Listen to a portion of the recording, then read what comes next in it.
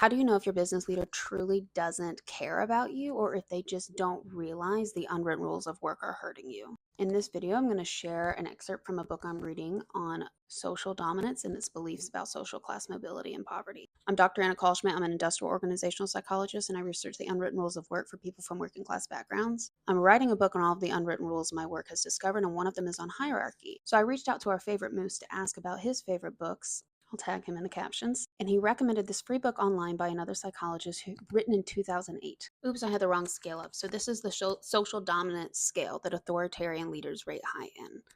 Check out these beliefs on social mobility and poverty. Authoritarian leaders tend to agree that people have no right to economic equality. All of us should get as much as we can, and if some people don't get enough, that's their problem.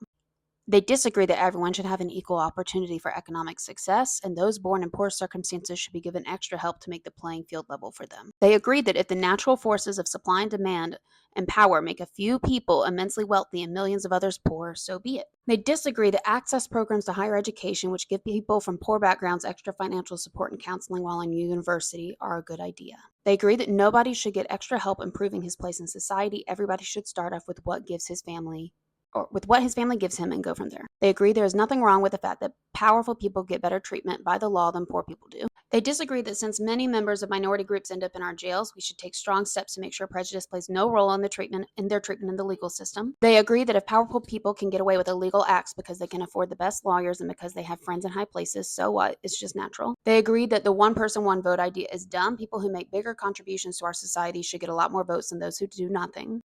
And they disagree that equality is one of the fundamental principles of democracy, so we should work hard to increase it. If you have a boss like this, do you think they're going to care if you don't have equal opportunity in work because you don't know the unwritten rules and you're just doing your job tasks? Probably not. So some warning signs are if they blame others for their problems, but they take full credit for their own achievements. If they think their experience is universal and they expect everyone else to have the same opportunities and move up the ladder just like they did. If they constantly tell you how great they are and how they were successful. If they constantly tell you how great they are and how they were successful while overcoming the odds, even if the odds don't seem that hard. And if they repeatedly enforce that everything is biological and natural, which has its place, but in a workplace hierarchy, why would it?